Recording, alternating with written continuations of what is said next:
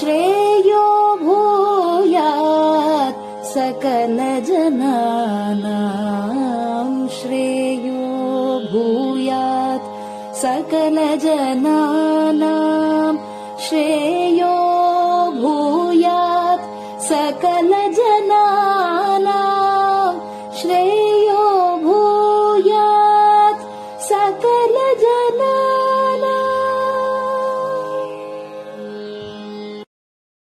பெரிவாசரணம்.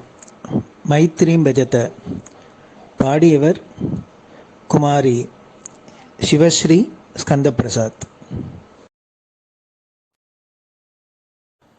பெரிவாசரணம். வணக்கம். பெரிவா வானொலியின் காலை நிகழ்ச்சிகளுக்கு உங்களை அன்புடன் வரவேற்கிறோம். முதலில் பெரிவா சுப்பிரபாதம்.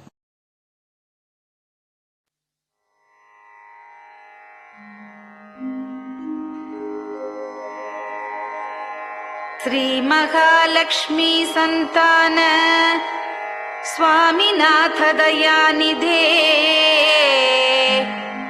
श्री चंद्रशेखर गुरो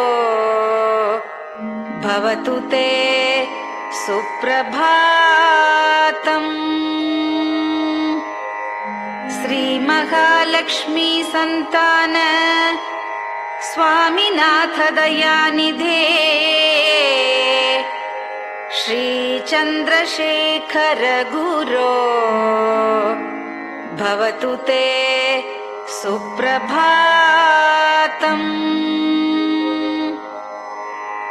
सुब्रह्मण्यार्य कुमार श्रुतिसारस्वरूपिणे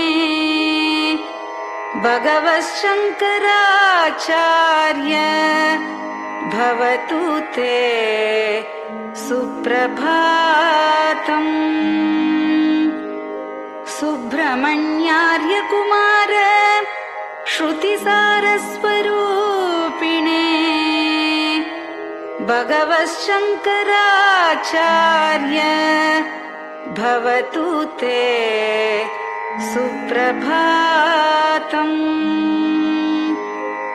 उत्तिष्ठ स्वाम्यधिष्ठानात् जगद्गुरु महाप्रभो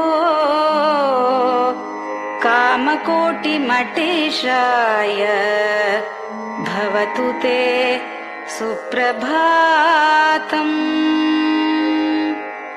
उत्तिष्ठ स्वाम्यधिष्ठानात् जगद्गुरु महाप्रभो कामकोटिमठेशाय भवतु ते सुप्रभातम्. निर्गुणाय निर्मलाय मायातीतस्वरूपिणे आत्मविदां वरेण्याय भवतु ते सुप्रभातम्.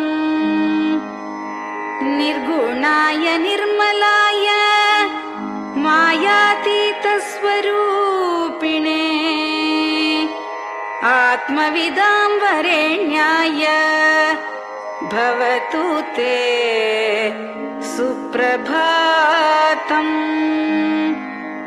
साधु संग समूहाय सर्वज्ञ सर्वसाक्षिणे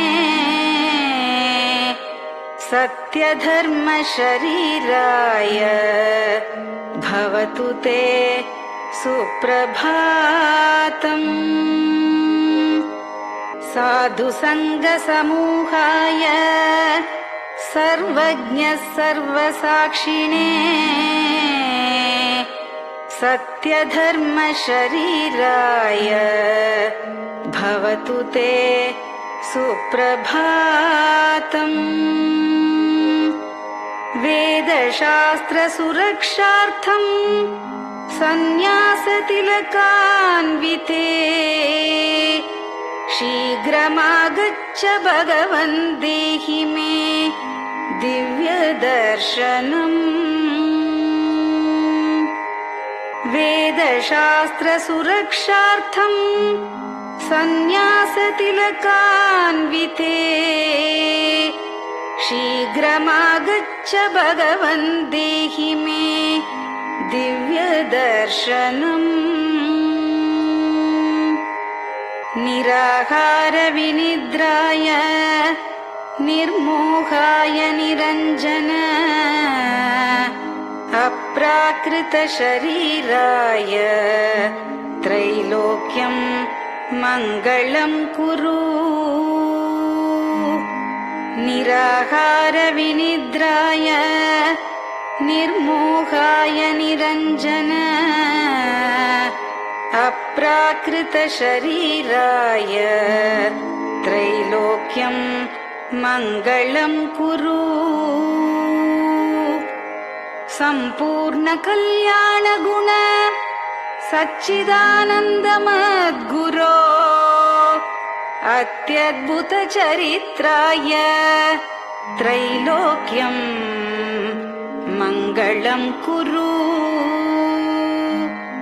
सम्पूर्णकल्याणगुण सच्चिदानन्दमद्गुरो अत्यद्भुतचरित्राय त्रैलोक्यं मङ्गलं कुरु आदिमध्यान्तरहित चराचरमयान्विते अद्भुताय अशोकाय त्रैलोक्यं मङ्गलं कुरु आदिमध्यान्तरहित चराचरमयान्विते अद्भुताय अशोकाय त्रैलोक्यं मङ्गलं कुरु यस्य निःश्वसितं वेदाः शरीरं धर्ममेव च तस्य सद्गुरुवर्यस्य कीर्तिः वर्धतु वर्धतु यस्य निःश्वसितं वेदाः शरीरं धर्ममेव च तस्य सद्गुरुवर्यस्य कीर्तिः वर्धतु वर्धतु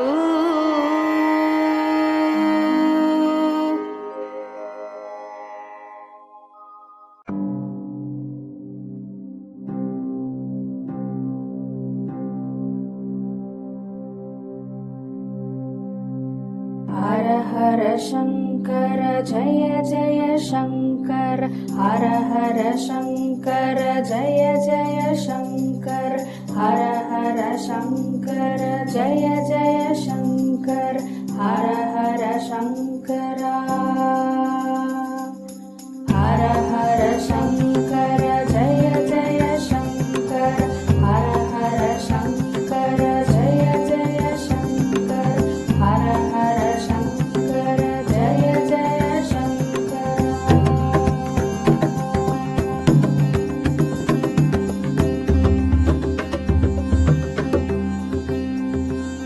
श्रुति स्मृति पुराणानाम्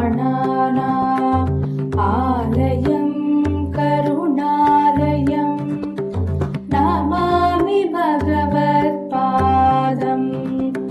शङ्करं लोकशङ्करं श्रुति स्मृति पुराणानाम् आलयं करुणालयं नमामि भगवत्पादं शङ्करं लोकशङ्करम् हर हर शङ्कर जय जय शङ्कर हर हर शङ्कर जय जय शङ्कर हर हर शङ्कर जय जय शङ्कर हर हर शङ्कर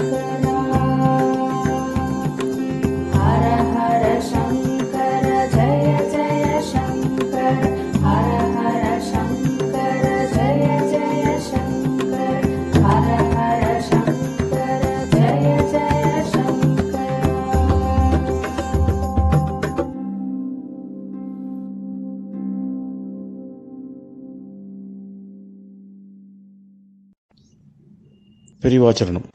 பெரியவா கராவலம்பம். பாடியவர் ஸ்ரீமதி லதா ஸ்ரீதரன் அவர்கள். प्रातः स्मरामि भवदीयमुखारविन्दम् मन्दस्मितं च जनितापहरं जनानाम् प्रातः स्मरामि भवदीयमुखारविन्दम् मन्दस्मितं च जनितापहरं जनानाम् सम्पत्करीं च भवतोऽत्र कटाक्षलक्ष्मीम् काञ्चीमठेश मम देहि करावलम्बम् सम्पत्करीं च भवतोऽत्र कटाक्षलक्ष्मीम् काञ्चीमठेश मम देहि करावलम्बम् काञ्चीमठेश मम देहि करावलम्बम् काञ्चीमठेश मम देहि करावलम्बम् काञ्चीमठेश मम देहि करावलम्बम्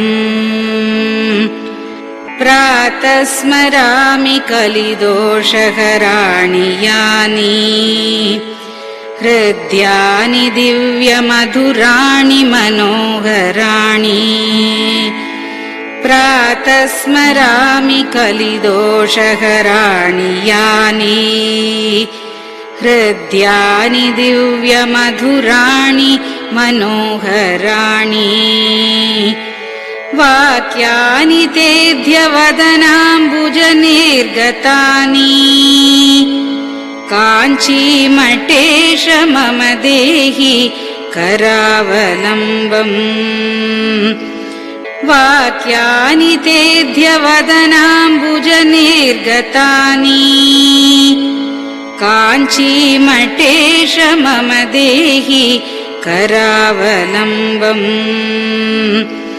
काञ्चीमठेश मम देहि करावलम्बम् काञ्चीमठेश मम देहि करावलम्बम् काञ्चीमठेश मम देहि करावलम्बम् वक्षस्थलं विमलहेम समानवर्णम् भस्माङ्कितं जनमनोहरकुङ्कुमाक्तम् वक्षस्थलं विमलहेम समानवर्णम् भस्माङ्कितं जनमनोहरकुङ्कुमाक्तम् प्रातः स्मरामि भवतोऽत्र चिरं महात्मन् काञ्चीमठेश मम देहि करावलम्बम् प्रातः स्मरामि भवतोऽत्र चिरं महात्मन् काञ्चीमठेश मम देहि करावलम्बम् काञ्चीमठेश मम देहि करावलम्बम् काञ्चीमठेश मम देहि करावलम्बम् काञ्चीमठेश मम देहि करावलम्बम्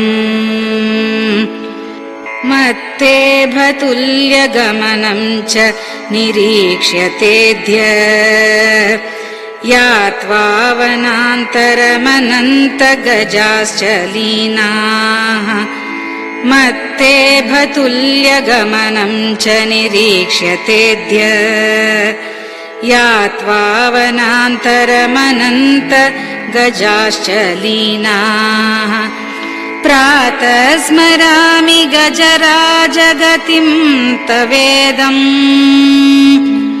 काञ्चीमठेश मम देहि करावलम्बम् प्रातः स्मरामि गजराजगतिं तवेदम्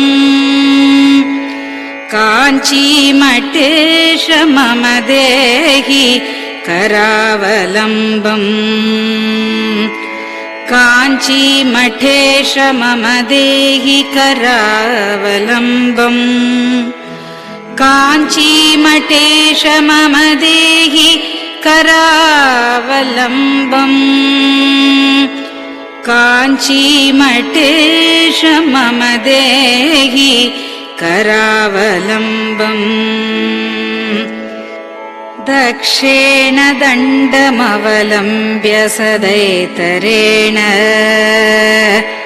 हस्तेन चारुकलशं च विराजमानम्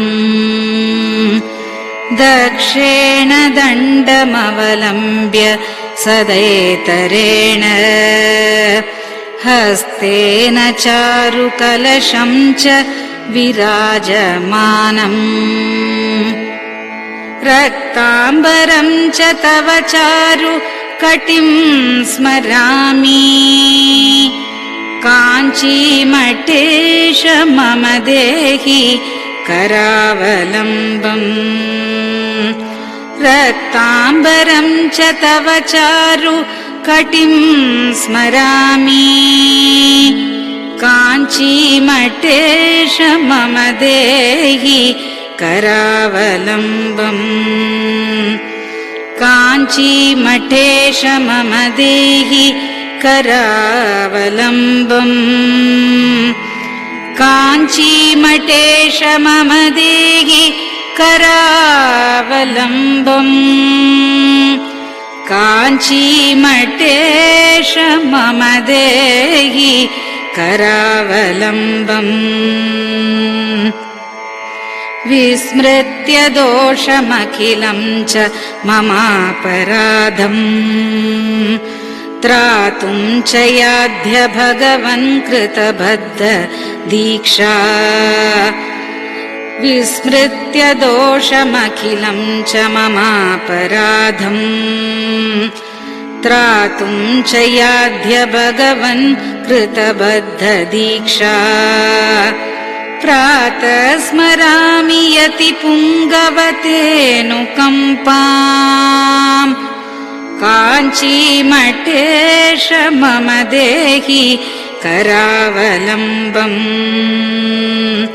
प्रातः स्मरामि यति पुङ्गवतेऽनुकम्पाम् काञ्चीमठेश मम देहि करावलम्बम् काञ्चीमठेश मम देहि करावलम्बम् काञ्चीमठेश मम देहि करावलम्बम् काञ्चीमठेश मम देहि करावलम्बम् प्रातः स्मरामि भवदीय पदारविन्दम् यस्मात् प्रयान्ति दुरितानि महान्ति तानि प्रातः स्मरामि भवदीय पदारविन्दम् यस्मात् प्रयान्ति दुरितानि महान्ति तानि आयान्ति तानि मुहुरुद्य सुमङ्गलानि काञ्चीमठेश मम देहि करावलम्बम् आयान्ति तानि मुहुरुद्य सुमङ्गलानि काञ्चीमठेश मम देहि करावलम्बम् काञ्चीमठेश मम देहि करावलम्बम् काञ्चीमठेश मम देहि करावलम्बम् काञ्चीमठेश मम देहि करावलम्बम् स्नानाश्च पानाश्च निषेवणाश्च ध्यानाश्च पापानिलयं प्रयान्ति स्नानाश्च पानाश्च निषेवणाश्च ध्यानाश्च पापानिलयं प्रयान्ति हे तीर्थपादानुसवं पदं ते तीर्थं च तीर्थीकरणं भजामि हे तीर्थपादानुसवं पदं ते तीर्थं च तीर्थीकरणं भजामि काञ्चीमठेश मम देहि करावलम्बम् काञ्चीमठेश मम देहि करावलम्बम्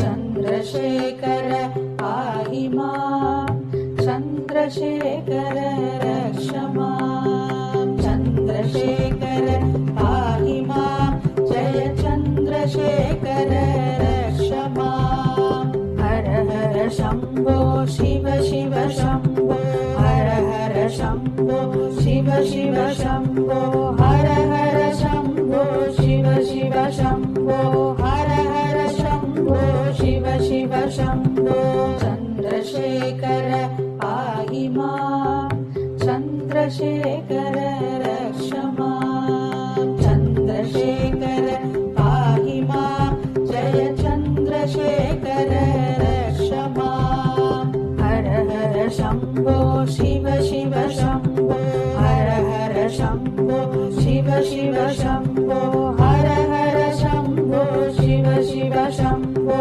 हर हर शम्भो शिव शिव शम्भो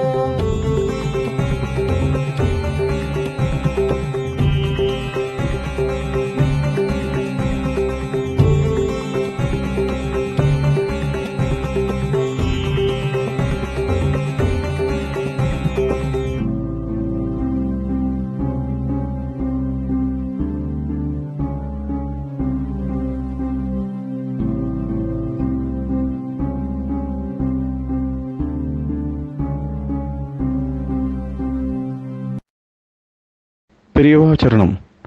நீங்கள் கேட்க இருப்பது பெரியவா குரல். மகா பெரியவா உபன்யாசங்களில் இருந்து சில பகுதிகள். நமः பார்வதி பதயே. கோவிந்தநாம கீர்த்தனம். சோன்னுட்டு ஒரு நதி இருக்கு, சோனபத்ரம்னு பேரு. துங்காபத்ரான்றது சோனபத்ரான் சொல்றது வடக்கு. அங்க சோனம்னா சிகப்புன்னு அர்த்தம். அதான் சோனாச்சலம் கூட பேரு. இது அருணம்னா சிகப்பு, சோனம்னா சிகப்பு. சோனம்னு அந்த ஜலமே இதுவா இருக்கும்.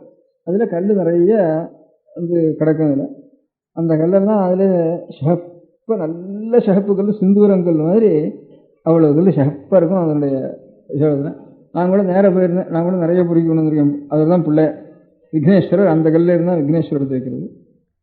அதனால இந்த அதே மாதிரி ஸ்வர்ணமுகின்னு இங்கே காளஹஸ்திக்கிட்டே இருக்கு. அதுதான் அது ஒவ்வொரு கல்லையும் ஒவ்வொரு பக்கம் தங்கம் இருக்கும். மைக்கா மாதிரி இருக்கும், சில மைக்கா இருக்கும், சில நிறைய தங்கமாக இருக்கும். அதான் இந்த மைக்கா மைன்ஸு கூடூர் பக்கத்தில் கொஞ்சம் ஜாஸ்தி.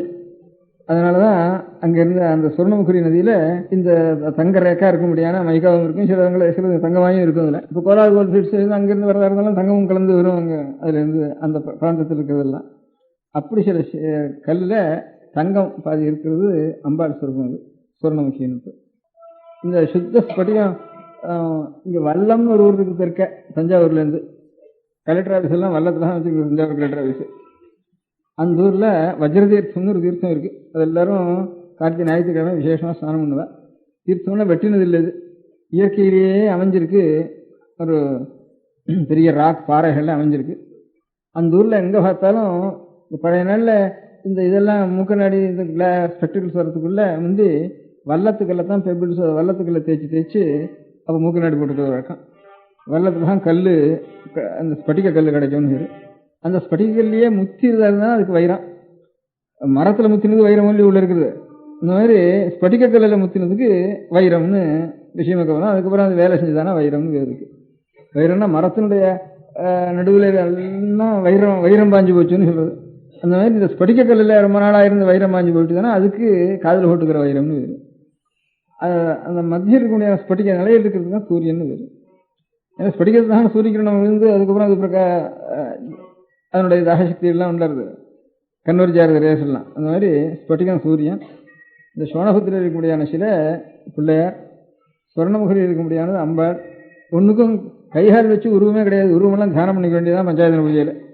சாலக்கிராமம் மகாவிஷ்ணு நாராயணன், மத்தியில் நர்மதையில் சிவலிங்கம். இந்த மாதிரி தான் பஞ்சாயத்தன பூஜைன்னு நம்ம வீடுகளெல்லாம் ஏற்பட்டிருக்குது. இந்த இது ஏன்னா நர்மதை மத்தியில் இருக்குதுன்னு சொன்னேன். நர்மதா மகாநதி அந்த அந்த ஒரு ஓங்கார குண்டத்தில், அந்த குண்டத்தில் தான் ஆப்பிடுறது. இந்த பானாகாரமாக இருக்க முடியாத பானலிங்கம் வேற எங்கேயும் கிடையாது நர்மதியில். இங்கே சாலிகிராமங்கிறது கண்டகி பிராந்தத்தை முழுக்க சாலிகிராம சிலையாக தான் இருக்குது. ரொம்ப தூரத்துக்கு எங்கே பார்த்தாலும் கிடைக்கிறது சாலிகிராம சிலை. இந்த சோழ நதி உற்பத்தியாகி முடிகிற வரைக்கும் எங்கே பார்த்தாலும் சோழபுத்திர விக்னேஸ்வரர் கிடைக்கிறாருங்க. அதில் ஆச்சாரிய அந்த நர்மதையில் இருக்க முடியாத இந்த ஓங்கார லிங்கத்தையும் ஜோதிர்லிங்கத்தை ஒன்றாக இது பண்ணியிருக்கா. இதில் ஒவ்வொரு ஸ்லோகங்கள்லையும் கணக்கு எழுதுறதெல்லாம் ராமாயணம் இத்தனை வருஷத்துக்கு அப்புறம் எழுதியிருக்கா, பாரதம் இத்தனை வருஷத்துக்கு அப்புறம் எழுதியிருக்கா, புராணங்கள்லாம் இத்தனை வருஷத்துக்கு அப்புறம் எழுதியிருக்கா அப்படின்னு ஏதோ ஒரு ரிசர்ச் பண்ணுறவெல்லாம் ஒரு கணக்கு சொல்லிகிட்டே இருக்கா. ஒவ்வொருத்தரும் ஒன்று சொல்கிறா, அப்புறம் அது தப்பு சொல்கிறா. அப்புறம் க்ஷேத்திர புராணங்கள்லாம் ரொம்ப சமீபத்தில் 100 வருஷம் 150 வருஷத்துக்குள்ள ஒவ்வொரு ஊர்லேயும் அவள் ஊருக்கு கௌரவத்துக்காக எழுதி வச்சுக்கா இந்த க்ஷேத்திர புராணங்கள்லாம் அப்படின்னுட்டு. இப்போ ரிசர்ச் பண்ணுறவ எல்லாரும், ஆராய்ச்சி பண்ணுறவெல்லாம் அப்படி நினச்சிட்டு இருக்கா. ராமாயணம் பாரதமே கொஞ்சம் அலட்சியம் தான் அவளுக்கு. புராணம் தான் முதல் அலட்சியம். அதுக்கப்புறம் கொஞ்சம் மரியாதை ராமாயண பாரதத்தில். ஸ்தல புராணம்னா ரொம்ப மதிப்பு குறைச்சல் அப்படின்ட்டு அப்படி நினச்சிட்டு இருக்கா எல்லாரும். நான் ஸ்தல புராணத்தில் இருக்கிற சிரமம் பெரிய புராணங்கள் எல்லாம் இல்லை, ஸ்மிருதி தர்மசாஸ்திரங்களில் கூட இல்லை, அவ்வளவு தானே இருக்குது. ஒவ்வொரு லிங்கங்களை பற்றியும் ஒவ்வொரு க்ஷேத்திரத்தை பற்றியும் ஸ்தல புராணம் நிறைய சொல்லியிருக்கு. அதை பார்த்தா ஸ்தல புராணம் படித்தா போகிறோம்னு தோன்றுறது எனக்கு. அந்த புராணங்கள் அந்த ராமாயண பாரதம் கூட வேண்டாம். ஒவ்வொரு ஸ்தல புராணங்களும் இன்னொரு புராணத்தில் அந்தர்கதம் 18 புராணத்தில் அப்படின்னு சொல்லி ஒவ்வொரு க்ஷேத்திர மகாத்தையும் சொல்லியிருக்கு. ஸ்தல புராணங்கள்லாம் 100-200 வருஷத்துக்கு முந்தினது கிடையவே கிடையாதுன்னு தீர்மானம் ஆராய்ச்சி பண்ணுறவளுக்கு. ஆனால் எனக்கு பட்சி தீர்த்தம்னு ஒரு க்ஷேத்திரம் இருக்கு. இப்போ அந்த பட்சி தீர்த்தம்னா அதுக்கு இந்த நாயன்மார்கள் பாடுறதுக்கு வந்ததே 1200 1300 வருஷம் ஆச்சுன்னு தீர்மானமாக அது ஒத்துக்கிறா. அன்னைக்கே கழுகு குன்றத்தில்னு எழுதியிருக்காரு அவர். அன்னைக்கே முதற்கொண்டு கழுகு வந்துருக்கு அந்த ஊரில். அதுக்கே கழுகு குன்றம்னு அப்பவே பிடிச்சி பேர் ஏற்பட்டுருக்கு. அதனால பட்சி தீர்த்தங்கிற பேரை முதல்ல இவருடைய 1200 வருஷத்துக்கு முந்தையாவது இந்த பேர் இருந்திருக்கணும். அதனால இந்த க்ஷேத்திரத்தில் அது பட்சி வருது அது வருதுன்னு இன்னைக்கு எழுதியிருக்கிற புராணத்தில் பார்த்தோம்னா இது 1300 வருஷத்துக்கு இருக்க முடியாது. அன்னைக்கு கழுகுன்றத்துல என்ன அவர் சொல்லணும்னா எத்தனை நாளாக கழுகுன்றதுக்கு பேர் இருந்து அவரும் அது கழுகுன்றன்னு பேர் சொல்லியிருக்கணும் அவர். அதனால அத்தனை நாளைக்கு முந்தையா இருக்கணும். இல்லை ராமாயணத்துக்கும் பாரதத்துக்கும் எந்த டைம் சொல்கிறாலும் அது க்ஷேத்திர புராணத்துக்கு அந்த டயத்தை காலம் ஜாஸ்தியாக போயிடுறது. அது ஒன்றும் இல்லை. இப்போ க்ஷேத்திர புராணங்கள் ஸ்தல புராணங்கள் என்னென்ன சொல்லியிருக்கோ இதெல்லாம் பார்த்தோம்னா ஆழ்வார் இந்த பாசுரங்கள்லையும் சரி, இந்த நாயன்மார்கள் பாடல்லையும் சரி, ஒவ்வொரு ஊருக்கு போனாலும் அந்தந்த ஸ்தல புராணத்தில் இன்னைக்கு என்னென்ன சொல்லியிருக்கோ இந்த கதையை அவள் எழுதி வச்சிருக்கா. அவன் வந்தான், அந்த ராவணன் வந்தான், இல்லை அவன் தூக்கினான், இந்திரன் வந்தான், அவன் பூஜை பண்ணினான், கௌதமன் வந்தான்ட்டு இந்த கதையெல்லாம் இந்த ஒவ்வொரு ஊர் ஸ்தல புராணத்தில் லிங்கங்களை பற்றி என்ன சொல்லியிருக்கோ இதெல்லாம் அதில் எழுதி வச்சிருக்கு. அதில் அதை காட்டிலும் பழைய புராணத்தில் இருக்கக்கூடியான தலை காலு இதெல்லாம் சொல்லியிருக்க. இதெல்லாம் இன்னைக்கு கிடைக்கிறதெல்லாம் அவ்வளவு நிலம் இருக்கு, காலு இவ்வளவு தலை இருக்கு எவ்வளவு தலை இருக்குன்னு பேப்பரை பார்க்குறோம் இப்போ. அதனால இது எல்லாத்தையும் சேர்த்து பார்த்தா ஒரு புராணம் இவ ஆராய்ச்சி விசாரிச்சு இதை நம்பிட்டு நான் ஒன்றும் ஏமாந்து போகக்கூடாதுன்னுட்டு தோன்றது அது பொய் இது பொய்ன்னுட்டு ரொம்ப சுலபமா சொல்றது. பொய்ன்னு சொல்றது கண்ணை மூட்டு இருக்கவங்க சொல்லிடலாம், அவனுக்கு ஒன்றும் தெரியலையே, அதனால எனக்கு ஒன்றும் தெரியல, அதனால எல்லாம் பொய்ன்னுட்டு சொல்லிடலாம். நம்ம அஜ்ஞானத்தை தான் அது காட்டுறது. அது தாழம்பூக்குன்னா ஆரம்பிச்சேனா, தாழம்பூ புராணத்துக்கு லிங்கம் இருக்குன்னா என்ன, லிங்கம் நர்மதா லிங்கம்னுட்டு அதுதான் அதான் வரப்போறேன். அந்த மாதிரி அந்த இது எங்கேயோ போயிட்டு இவரை இருக்க வேண்டியிருக்கு, எங்கேயோ கதைசீல இவரை இருக்க வேண்டியிருக்கு. ஒவ்வொரு கோவிலையும் நீங்க பார்த்தீங்கன்னா தெரியும், பின்னால சிவன் கோவிலுக்கு பின்னால கர்ப்பரகத்துக்கு பின்னால இந்த ஹம்சமும் இந்த வராகமும் இன்னும் இந்த பிரம்மவிஷ்ணுக்களும், சில நேரம் பிரம்மவிஷ்ணு இருப்பா இருக்க மாட்டா, ஹம்சம் வராகவும் நிச்சயம் இருக்கும். இந்த வராக ரூபாயும் கீழே பேத்துட்டு வருவதாகவும் பறந்துட்டு வருவதாகவும் இந்த லிங்கத்துக்கு ஓவலா இந்த லிங்கத்திலேயே ஒரு சர்க்கிள் ஒன்று போட்டு அதில் சுவாமி முழுக்க இருப்பார். ஆனால் தலை மாத்திரம் கொஞ்சம் பாதி தெரியாது, கால் மாத்திரம் அடி தெரியாது, அப்படி இருக்கும். அடிமுடி காணாத ஆண்டவர்னு ஹீரோ இருக்கு. லிங்கோத்பவமூர்த்தின்னு நீ பார்த்துருக்கீங்க? லிங்கோத்பவமூர்த்தி பார்த்துருக்கியா? நான் யாராலும் பார்த்துருக்கேடா? அங்கே இங்கே கபாலீஸ்வரர் கோயில் இருக்காங்க. சில ஊரில் விஷ்ணு இருக்கலாம். ஆனால் அதுக்கு நேர் மேலே மாத்திரம் விமானத்தில் விஷ்ணு தான் இருப்பார். எந்த கோவிலையும் விஷ்ணு இல்லாத விமானம் கிடையாது. விமானம்னு சொன்னால் தெற்க பிரம்மா இருக்கணும், விமானத்தில் தெற்க கிருஷ்ணாமூர்த்தி இருக்கணும், வடக்க பிரம்மா இருக்கணும், மேற்க விஷ்ணு இருக்கணும். என் பிரம்ம விஷ்ணுத்தினால் 3 பேர். ஒரு பிள்ளையார் கோவில் விமானம் இருந்தாலும் சரி, அது பெருமாள் விமானம் இருந்தாலும் சரி, அது ஒரு பிடாரியம்மன் கோவில் விமானம் இருந்தாலும் சரி, விமான லட்சணத்திலேயே சிற்பத்தில் இந்த திருமூர்த்திகள் இருக்கணும். முன்பாகத்தில் எந்த மூர்த்தியோ தேவத்தை அந்த மூர்த்தி இருக்கணும். பிள்ளையார் கோவில் இருந்தால் பிள்ளையார் இருக்கணும், சுப்பிரமணிய சுவாமி இருந்தால் சுப்பிரமணிய சுவாமி இருக்கணும், பெருமாள் இருந்தால் பெருமாள் இருக்கணும். இந்த சுத்தி மாத்திரம் இந்த 3 பேர். அந்த விமானத்தில் மேல் இருக்கிறது மாத்திரம் மேற்கு இருக்கு நரசிம்மனா இருப்பார், நரசிம்மன் இருப்பார். இதுதான் விமான லட்சணம், சிற்ப சாஸ்திரத்துக்கு ஏற்பட்ட லட்சணம். இந்த சுவாமிக்கு அந்த சுவாமிக்கு கிடையாது. ஆனால் வைஷ்ணவ கோவில்களில் கொஞ்சம் வர வர வர கொஞ்சம் வேறு தேவதைகளையே நம்ம பார்க்கக்கூடாது வைக்கக்கூடாதுன்னு கொஞ்சம் கொஞ்சமாக விளக்கம் ஏற்பட்டதுக்கு அப்புறம் சில கோவிலில் கொஞ்சம் கொஞ்சமாக இந்த விமான லட்சணத்தில் கூட மாற்றி இந்த மேலே கிருஷ்ணமூர்த்தியை வைக்காம அப்படியே சில நூற்றாண்டுகளாக கொஞ்சம் குறைஞ்சி வச்சு. ஆனாலும் திருப்பதியில் அப்படியே இருக்கு, கிருஷ்ணமூர்த்தி இருக்க. இங்கே ஸ்ரீரங்க விமானத்தில் பிள்ளையாரும் துர்க்கையும் இருக்க, வடக்கு துர்க்கையும் இருக்கார். இந்த ஸ்ரீரங்க விமானத்தில் கீழே இருக்க, விமானம் மேலே இல்லை. அந்த மாதிரி மேலே இருக்கார் கிருஷ்ணமூர்த்தி இதில் மாத்திரம். பாக்கி எந்த விமானத்தை பார்த்தாலும் இந்த தெற்கு கிருஷ்ணமூர்த்தி, மேற்க இவர், வடக்க 3 பேரும் நிச்சயமா விமான லட்சண பிரகாரம் இருந்துருப்பா. எந்த கஷேத்திரங்கள்ல இதை மாத்திரையோ அந்த கஷேத்திரத்துக்கு வைபவம் இன்னும் இருக்கும். விஷ்ணு கஷேத்திரத்துக்கு, ஸ்ரீரங்கத்துக்கும் திருப்பதிக்கும் அந்த விமான லட்சணத்தை அதுக்காகவே பெரிய எல்லாரும் இதை நான் ஒன்றும் மாற்றக்கூடாதுன்னுட்டு அப்படியே வச்சுட்டு அப்படியே ரட்சிச்சுட்டு இருக்கேன். அதுக்கு மகிமை இருக்கத்தான் இருக்கு இந்த கஷேத்திரங்களுக்கு. அந்த மாதிரி விமான லட்சணம். அந்த மாதிரி இப்போ லிங்கோத்பவமூர்த்தி மேற்கே இருப்பார், சில இடங்களில் விஷ்ணு இருப்பார். ஆனால் மேலே மாத்திரம் நரசிம்ம சுவாமி எல்லாத்துக்கும் இருப்பார். அந்த மாதிரி ஒரு இடத்துல தாழம்புக்கு சுவாமி பொய் சொன்னாங்கிறதுனால தாழம்பு வச்சுக்கிறது இல்லைன்னுட்டு சிவனுக்கு தாழம்பு வைக்கக்கூடாது அப்படின்னு ஒரு சாஸ்திர சம்பிரதாயம். அந்த மாதிரி இடத்துல ஒரு ஆற்றுல எனக்கு தெரிஞ்சது, ஒரு ஆற்றுல தாழம்பு கொண்டு வந்தா எங்க ஆற்றுல தாழம்பு வச்சுக்கிறது இல்லை அப்படின்னு சொல்லிட்டு இருந்தேன். எனக்கு ரொம்ப பால்யத்திலேயே நான் சுவாமியோட சன்னியாசியா போகிறதுக்கு முந்தைய விடுத்து கேட்டிருக்கேன். அது எங்கள் இடத்துல ரொம்ப பழகின வீட்டில் தாழம்பு வச்சுக்கிறது இல்லை எங்கள் இடத்துலன்ட்டு சொல்லிட்டு இருந்தேன். அது ஏன் தாழம்பு வச்சுக்கிறது இல்லை எங்கள் இடத்துலன்ட்டு அப்புறம் கேட்டேன்னா அப்போ சொன்னால் 4-5 தலைமுறைக்கு எங்கள் இடத்துல ஒரு பொண்ணுக்கு 4 கிலோமீட்டர் ஒரு 10-15 தலைமுறைக்கு ரொம்ப நாளைக்கு வந்துன்னு சொன்னேன். 10-15 தலைமுறை ஆயிருக்கும். அது 10-15 தலைமுறைக்கு ஒரு பொண்ணுக்கு ஒரு பாம்பு பிறந்தது. அந்த பாம்பு பிறந்தவுடனே அது அந்த பொண்ணு ஒரு நாளைக்கு அது இப்படியே ஒரு ஆற்றுல பால் காய்ச்சி ஆற வச்சு அதுக்கு அந்த பாம்புக்கு போட்டின்னு இருந்தா அந்த ஆற்றுல. அது பாட்டுக்கு விளையாடின்னு இருக்கும். தாயாரண்ட மடியில் படுத்துன்னு இருக்கும். அதுக்கப்புறம் பெரிய இருக்கும். இந்த மாதிரி ஒரு பால் காய்ச்சி போட்டு கொஞ்சம் பெருசாகி அப்படியே வளர்ந்துன்னு இருந்தது. பாம்பே பிறந்தது. அப்புறம் ஒரு ஆற்றுல அந்த ஆற்றுல இருந்து கல்யாணம் எங்கேயோ வெளியில் வந்தது. அந்த கல்யாணத்துக்கு அவசியம் இந்த தாயார் போகிட்டு இருந்தது. இந்த பாம்பு தூக்கிட்டு போனா அங்கெல்லாம் பரியாசம் பண்ண வேலை கல்யாணத்துலன்னுட்டு என்ன பண்ணினா அது அநேகமாக போகிறதே இல்லையோ, ரொம்ப அவசியமாக ஒரு கல்யாணத்துக்கு போயிட்டு இருந்தது. எல்லாருமே போயிட்டு இருந்த ஆற்றுல. அப்புறம் ஆற்றுல ரொம்ப ஒரு கழுவி இருந்தா, அவளை மாத்திரம் ஆற்றுல வச்சுட்டு போச்சுட்டு இருந்தா. அவளுக்கு கண் தெரியாத கழுவியவோ கொஞ்சம் ஏதோ நிதானத்தில் இப்படியே கொஞ்சம் பாலை காய்ச்சி இது கொண்டுடுன்னு அவள்கிட்ட சொன்னா, நீ ஏதாவது ஆகாரம் ஏதாவது பண்ணிக்கிட்டு இருந்தா, நிதானத்தில் ஏதாவது சாப்பிட்டு இருந்தா, இதுக்கு மாத்திரம் ஒரு பாலை காய்ச்சி அந்த இடத்துல இந்த இது அரைக்கிறது இல்லையா, கல்லுனால கல்லறல் மாதிரி பூமியிலேயே இது கொஞ்சம் பள்ளம் பண்ணி வச்சுருந்தா, அங்கே இந்த பாலை அந்த நிதானத்தை வச்சுட்டு தடவி பார்த்து அந்த இடத்துல பாலை கொண்டு வந்து வச்சுடு அப்படின்னுட்டு சொல்லிட்டு போயிருந்தா. அதுக்கு இவ்வளோ கொஞ்சம் எத்தனை நாளைக்கு அந்த பால் அதுக்கு அந்த பாம்புக்கு போடுறதுன்னா அந்த நாய் தவறி போச்சு. தவறி போனோடனே அவர் அங்கேருந்து அந்த கதவை இப்படியே சுற்றிட்டு ரொம்ப நாழியாச்சு. ஆனால் அந்த ஷூட்டோட ரொம்ப குதிக்க அந்த பாறை கொண்டு அந்த குழியில் வச்சா, ஒரு கல்லு குழியை ஆற்றுக்கு நடுவில் இருந்தது. அதுக்குள்ளே நாழியாச்சுன்ட்டு அந்த பாம்பு எங்கே வைக்கிற வழக்கமோ அங்கே சுருட்டின்னு படுத்துட்டு இருந்தது. இது படுத்துட்டு இருந்ததுன்னு அவளுக்கு தெரியாது. ரொம்ப குதிக்க அடுப்புலேருந்து அப்படியே பிடிச்சிட்டு வச்சுட்டாங்க. அது செத்து போயிட்டுது அந்த பாம்பு. இப்போ கதை கேட்டால் ரசம் சாரஸ்யம். இப்போ நமக்கு துக்கம் வருது இல்லையா, என்னைக்கோ பார்த்து என்ன பாம்பு குத்துன்னா நமக்கு இவ்வளோ துக்கம் வருது.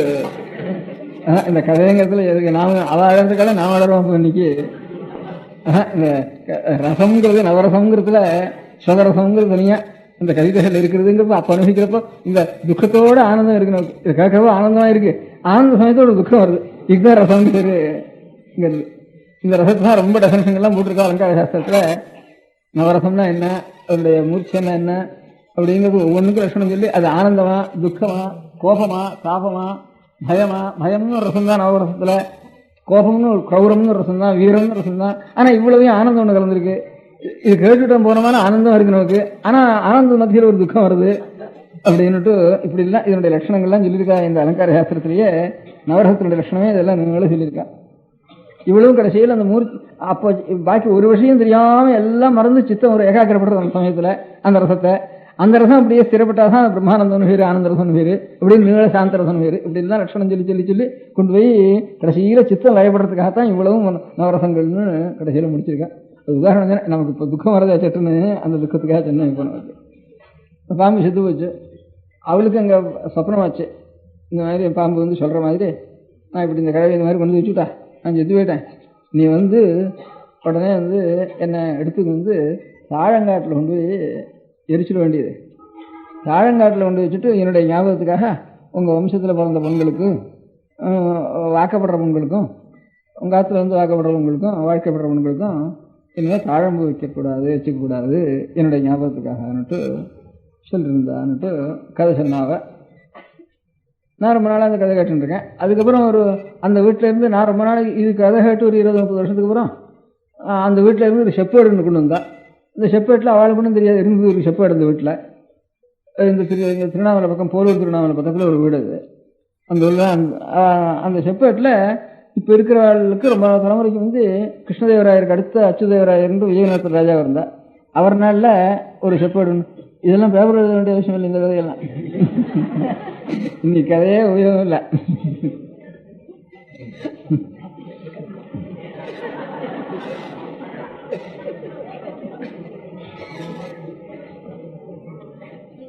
அந்த செப்பேட்டில் என்ன இருந்தது, நீங்களுக்கு இன்னாருடைய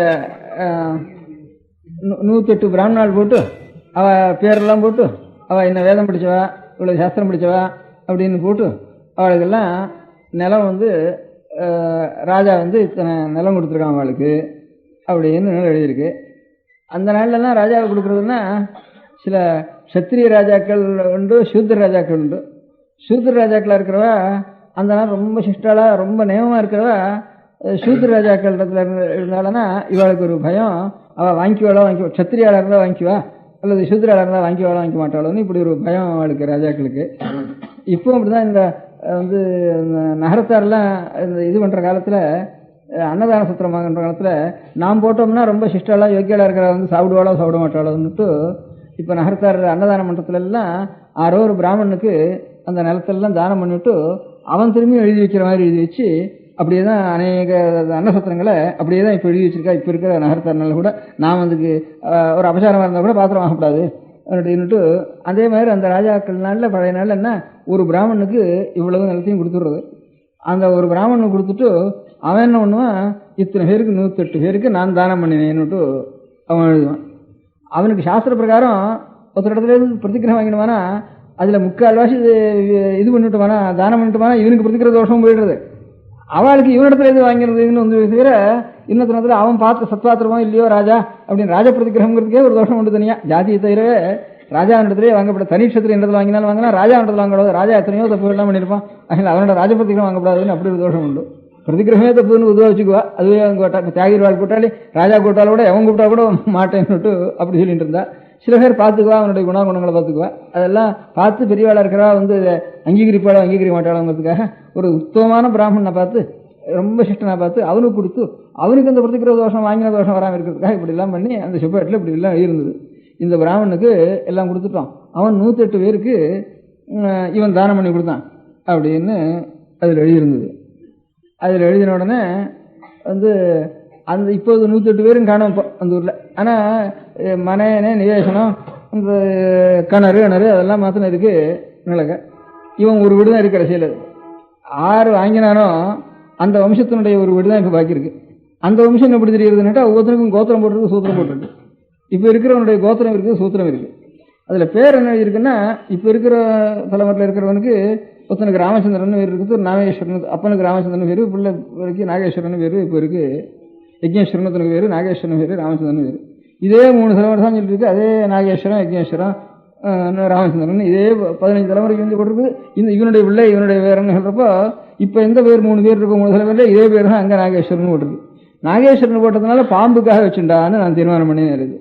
அந்த செப்போடு கொடுக்கறதுக்கு முந்தி இப்போ நாகேஸ்வரன் இப்ப இருக்கிறவங்க கூட நாகேஸ்வரன் தான் அந்த குடும்பத்துல. அதனால நாகேஸ்வரன் பேர் எடுத்ததுனால பாம்புனுடைய பேரத்தினாலதான் நாகேஸ்வரன் பேர் வச்சுட்டான்ட்டு தாழம்பூவும் வச்சுக்காம இருக்கிறதுனால இந்த கதை வந்து இதுல இருந்து கேட்டேன். இதே மாதிரி இப்போ ஒரு போன வருஷத்துல இதே மாதிரி ஒரு பொண்ணுக்கு பாம்பு பிறந்தது.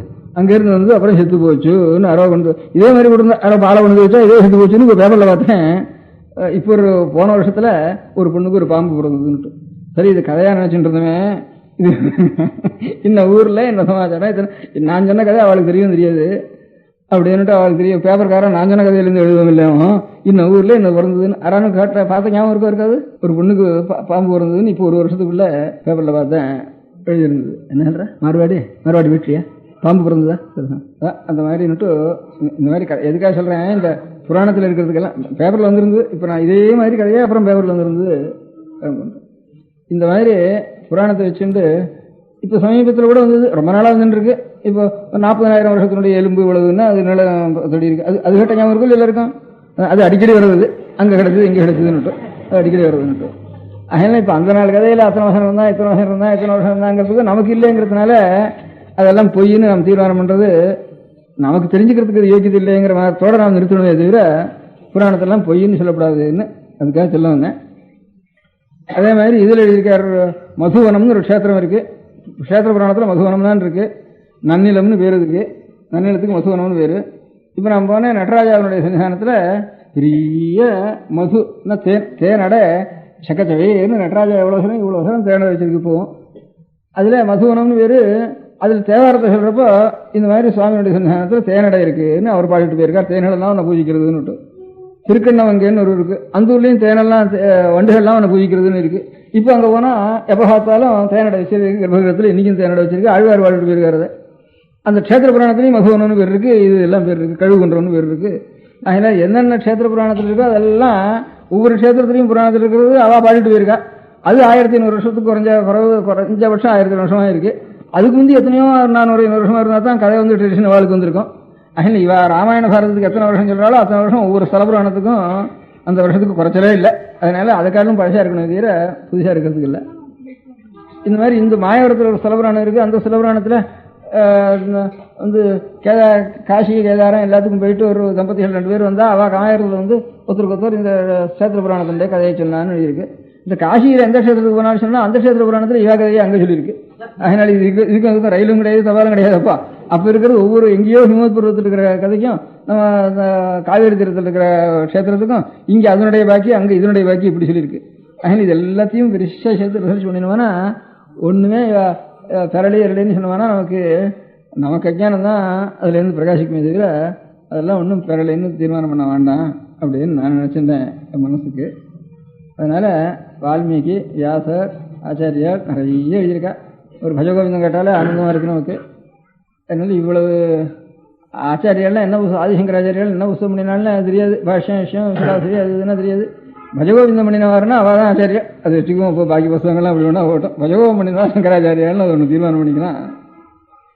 அவர் சம்பந்த சுவாமிகள் வந்து அரணாவமே சூழ வையகம் தீர்த்தீர்கேன்னு வாழ்க வந்தனர் வானவராணினம் வீழ தன்வனில் வேந்தனமுங்க ஆழ்கதி இதெல்லாம் அரணாவமே சூழ வையகம் தீர்த்தீர்கேன்னு அரணாவமே சூழன்னு சொல்லிட்டு போனார் ஒரு வாயில. எத்தனையோ சுவாமிக்கு சிவனுக்கு 108 அஷ்டோத்தர பேர் இருக்கு. மகேஸ்வரன் இருக்கு, திரைம்பகன் இருக்கு, சந்திரசேகரன் இருக்கு. இருந்தாலும் அரணாமம்னு அரணுடைய நாமம் சூழ அங்கே பார்த்தாலும் ஆச்சாரியால் விஷ்ணுவுக்கும் எத்தனையோ பேர் இருக்கு. பஜ கோவிந்தம் கோவிந்தம் தான். ஏன்னா அவரால் அரணாமம் சூழன்னு சொன்னதுனால இப்போ ஏதாவது கூட்டம் இருந்தானா சட்டுன்னு சத்தம் ஒரே சத்தம் போட்டு இருந்தாளானா, சட்டுன்னு சிரமமாக இருந்தானா கொஞ்சம் சத்தத்தை குறைச்சி அவளுக்கு ஒரு விஷயம் சொல்லணுமானா நாம் என்ன சொல்கிறோம், ஹரஹர மகாதேவான்னு நமஸ்காரத்தை சொன்னால் இந்த ஹரோஹரான்னு சொன்னவானா அந்த ஹரநாமம் சொல்லுதானே அவள் வாக்கில் ஹரான்னு வந்து இன்றைக்கும் நமக்கு ஹராங்கிறது சகஜங்களும் ஹரோஹரா ஹரோஹரான்னு எங்கே போனாலும் இது கோவிந்தா கோவிந்தா. ஆச்சாரியர் வாக்கிலேருந்து பஜ கோவிந்தம்னு சொன்னாப்பா கோவிந்தனை பஜின்னுட்டு எல்லாம் சகல ஜாதிகளும் சகல ஜனங்களும் கோவிந்தா கோவிந்தான்ட்டு எல்லாரும் கோவிந்தா கோவிந்தான்னு சொல்லிட்டு மலையில் ஏறப்பவும் சரி போறப்பவும் சரி கோவிந்தா கோவிந்தான்னு சொல்கிறோம். எல்லாரும் கோவிந்தா கோவிந்தான்னு சொல்லுவோம். விஷ்ணு நின்னல விஷ்ணு நாராயண நாராயணான்னு சொல்ல மாட்டா வந்துடும்.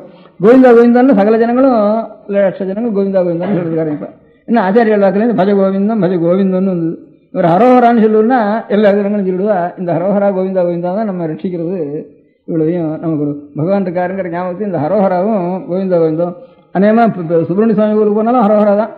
திருவாரூர் கோவில் எங்கே இருந்தாலும் அதுவும் வெங்கடாச்சலபதி தான். மலையில் இருந்த சுவாமியாக இருந்தானா சுப்பிரமணிய சுவாமியும் மலையில் இருக்கிற சுவாமி தான், வெங்கடாச்சலபதியும் அநேகம் மலையில் இருக்கிற சுவாமி தான். அதனால் 2 சுவாமியும் ஒன்று தான் அப்படின்ட்டு எல்லாருக்கும் அபிப்பிராயம். அதனால் இது இது விஷ்ணுன்னு நினச்சிக்கிறோம், அது சுப்பிரமணிய சுவாமின்னு நினச்சிக்கிறோம். அவ்வளோதான். 2 ஒரு சுவாமி தான். மலைசுவாமி. இந்த மலைசுவாமிக்கு போகிறப்பெல்லாம் ஒன்றும் ஹரோஹரா இல்லை பண்ணா கோவிந்தா கோவிந்தா. ஹரோஹரா சொன்னது சம்பந்த சுவாமி சொல்லியிருக்காரு, அருணாமே சொல்லிட்டு ஆச்சாரியர்கள் கோவிந்தா கோவிந்தா ஆச்சாரியர்கள் சொல்லியிருக்கா பஜகோவிந்தம் 2 ஆச்சாரியர்கள் மகானுடைய வாக்கிலேருந்து வந்தது. இன்றைக்கும் நம்ம ரட்சிச்சுட்டு இருக்கு. 2 எழுத்து நம்ம ரட்சிச்சுட்டு இருந்தது. அதனால் இவ்வளவு புஸ்தகம் எழுதியிருக்கால இது எல்லாத்தையும் இனிமேல் நம்ம நாளில் அடியோடு மறந்து போயிடுறதா முதல்ல பிடிச்சி அதான் சொல்லிட்டு இருக்கேன். நாமெல்லாம் மறந்து போகக்கூடாது. அது படித்தோம்னா கொஞ்சமாவது நமக்கு புரிய முடியாது. கொஞ்சம் ஞானத்தை சம்பாதிக்கணும். இவ்வளவு வீணாக போயிடக்கூடாது. வேட்டோட சரி நம்ம தலைமையோட சரியாக ஸ்நானம் பண்ணியாச்சுன்னு வச்சிடக்கூடாது அப்படின்னு எனக்கு உங்களுக்கெல்லாம் சொல்லணும்னு ஒரு ஆசை. நீங்கள்லாம் மனுஷெல்லாம் எங்கே இருக்க கிராமத்தில் இல்லை, எல்லாரும் ஜீவனத்துக்காக டவுனில் வந்துட்டோம். கிராமத்தில் இருக்கிற ஒத்துரும் இல்லை, ஒரு வீடாக இடிஞ்சு போயின்னு இருக்கு. இங்கே அதுக்கு பதிலாக ஒவ்வொரு காலனியாக கட்டின்னு இருக்கோம். அங்கே இருக்கிறதெல்லாம் ஒவ்வொரு செங்கலாக பிடிச்சி விழுந்து சூர்ணமாக போயிட்டு இருக்கு, பொடிப்படியாக போயிட்டு இருக்காங்க. இங்கே ஒரு காலனி கட்டின்னு இருக்கோம். இங்கே கூட போகிறலன்னு இதை காலம் ரொம்ப ஜாஸ்தியாக இருக்கும். இன்னும் வடக்கு போயிட்டே இருக்கோம். நம்ம போட்டுருக்கோம். இன்னும் மாஸ்கோ நியூயார்க்கு நீள போயிட்டு போல இருக்கு. வர காலம் ஆகிட்டு தானே. அதனால் இருக்கிற இடத்துல நாம் எல்லாரும் சேர்ந்து இருக்கிற இடத்துலையாவது ஏதோ ஜீவனத்துக்காக சேர்ந்துருக்கோம். ஒரு இடங்களில் தனித்தனியாக இருந்த இடங்களை விட்டுட்டு சேர்ந்துருக்கோம். தனித்தனியாக இருந்ததுல கொஞ்சம் நல்ல காரியம் கெட்ட காரியம் அதுகளை கொஞ்சம் கண்டிப்பு கொஞ்சம் நல்ல பழக்கங்கள் இதெல்லாம் கொஞ்சம் இருந்திருக்கு. அந்த காலத்தில் கிராமங்கள் இவங்க இருந்ததுன்னா கிராமக்கட்டு பெரியவாள் சொல்கிறது ஒரு நாட்டாமை அதுலேருந்து ஒரு பெரியவாள் சொல்கிறது இதெல்லாம் இருந்திருக்கு. அதனால கொஞ்சம் ஒரு நல்ல பழக்கங்கள்லாம் இருந்திருக்கு. இப்போ நமக்கு ஜீவனத்துக்காக தனித்தனியாக வந்ததுனால தனி கட்டாக ஒன்றும் இல்லை. ஒரு நல்ல விஷயத்தை சொல்கிறதுக்கும் சௌகரியம் இல்லாமல் இருக்குது எல்லாம். அதனால் கொஞ்சம் நாமே தான் ஒரு ஏற்பாடுகளை பண்ணிக்கணும். இனிமேல் இந்த புஸ்தகங்கள்லாம் வீணாக போகாமல் என்னென்ன தத்துவம் இருக்கோ நமக்கு தெரியாது. அதனால் அதெல்லாம் எது இருந்தாலும் இல்லாத போனாலும் அது தெரிஞ்சுக்கிறதுக்கு ஒரு நம்ம புஸ்தகத்தை இன்னுமே நான் தெரிஞ்சுக்கிறதுக்காட்டிலும் இன்னுமே சீமையிலேருந்து வந்த வெள்ளக்காரனும் அவன் நிறைய தெரிஞ்சுட்டு அவனால் எவ்வளவு கஷ்டப்படணும் நம்ம காட்டிலும் 1000 மடங்கு ஒவ்வொன்றிலையும் ரிசர்ச் பண்ணி பணத்தையும் செலவழித்து புஸ்தகத்துலையும் போட்டு ஜெர்மன் எழுத்துலேயே இங்கிலீஷ் எழுத்துலேயே ரோமன் எழுத்துலேயே நம்ம புஸ்தகங்களெல்லாம் நிறைய போட்டிருக்கான். அங்கேருந்து நமக்கு படிக்கிறது கூட அவளுக்கெல்லாம் தெரியறதுக்காக ரோமன் எழுத்துலேயே போட்டிருக்கான். இங்கிலீஷ் எழுத்துன்னு சொல்லுவாங்க, ரோமன் எழுத்துன்னு பேர். அந்த எழுத்துலேயே நிறைய புஸ்தகங்களை போட்டிருக்கான். சூத்திரங்களும் லட்சக்கணக்கான புஸ்தகங்களையும் கணக்கெல்லாம் போட்டிருக்கான். நம்மதெல்லாம் நமக்கு ஒன்றுமே தெரியல. அந்த ஏட்டு செவடி எடுத்துட்டோம்னா என்ன இருக்குன்னு தெரியல நமக்கு. செவத்தில் நாம் தான் எழுதி வச்சுருக்கோம். நம்ம பெரியவாள் அதையும் படிக்க தெரியல, ஏட்டில் எழுதிக்கிறதும் படிக்க தெரியல நமக்கு. அந்த மாதிரி இல்லை. ஏதோ கொஞ்சம் ஒரு நிலை தமிழ் வச்சனமாக படிக்கிறது இங்கே இங்கிலீஷ் பாடம் வச்சுருக்கிறதுனால அதை படிச்சுட்டு இருக்கோம். இப்போ பேப்பர்கள் இருக்கணுமானா இப்போ இந்த நடையை விட்டு ஒன்று எழுதினா தான் நமக்கு புரியுறேங்கிறது சுதேசமித்திரனோ ஆனந்த விகடனோ கல்கியோ இப்பேற்பட்ட பத்திரிகைகள் எல்லாம் நமக்கு தெரியும். அந்த நடையாக மாத்திரம் தான் நமக்கு தெரிகிற நடையில அவள் எழுதுறதுனால நமக்கு அவ்வளோ தூரம் புரியுது. அதுக்கு மேலே நமக்கு ஒரு தமிழ்லையோ ஒரு பெரிய சாஸ்திரத்திலேயோ இருக்கிற விஷயங்களை தெரியறதில்லை. ஆறான ஒரு வித்வான்கள் இருந்து அவள் வந்து சொன்னாளானா அதுலேயும் முக்கால் வருஷம் வித்வான் சொல்றது நமக்கும் அவளுக்கும் சம்பந்தமே இல்லை. அவள் பாட்டு கொண்டு சொல்கிறா, நமக்கு கொண்டு சொல்லி எழுந்து போயிடுறோம். ஏதோ ஒருத்தர் 2 பேர் அதில் நான் ஒரு கூட்டத்தை நிறுத்தி வச்சுட்டு கொஞ்சம் கேட்டால் கூட கொஞ்சம் ரசிக்க முடியாது சொல்லக்கூடியவா. ஏதோ ஒரு 100 வித்வான் இருந்தால் 2 பேர் வித்வான்கள் அப்படி கொஞ்சம் கிடைக்கிறது. அதுவும் கொஞ்சம் முன்காலத்தில் அது கூட இல்லை. இப்போ கொஞ்சம் கொஞ்சம் சில பேர் கொஞ்சம் சில வித்வான்கள் சமஸ்கிருதம் இங்கிலீஷே படிக்காதவளுக்கு, தமிழ் படத்துலையும் இங்கிலீஷ் படத்துலையும் படிக்காதவளுக்கு ஒரு ஆயிரக்கணக்கான ஜனங்கள் போடுறதுங்கிறது இப்போ தான் சமீபத்தில் கொஞ்சம் நல்லா உண்டாயிட்டு இருக்கு. அது ஒரு பெரிய பாக்கியம் தான் நமக்கு. அப்படி சில பேர் வந்துட்டு இருக்கேன். பள்ளிக்கூடத்துக்கு போகாத காலத்தில் ஆயிரக்கணக்கான ஜனங்கள் வந்து அவள் நல்ல விஷயத்தை சொல்கிறப்போ கேட்கறதுக்கு வந்துட்டு இருக்கேன்.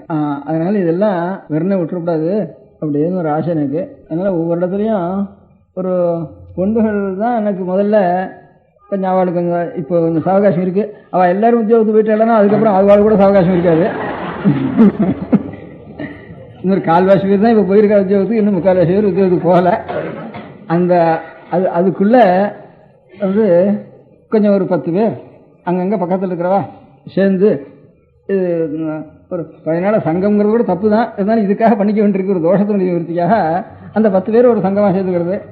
சேர்ந்துட்டாலனா அவளுக்கு நான் இதெல்லாம் அப்படி எழுதி அனுப்பிச்சுட்டாலனா இந்த மாதிரி ஒரு சங்கமாக சேர்ந்துருக்கோம், எது படிக்க சொல்லிடோ அதை படிக்கிறோம் அப்படின்னு எழுதினாலனா அவளுக்கு எதான புஸ்தகங்களை அனுப்பிச்சுட்டு இருக்கேன்.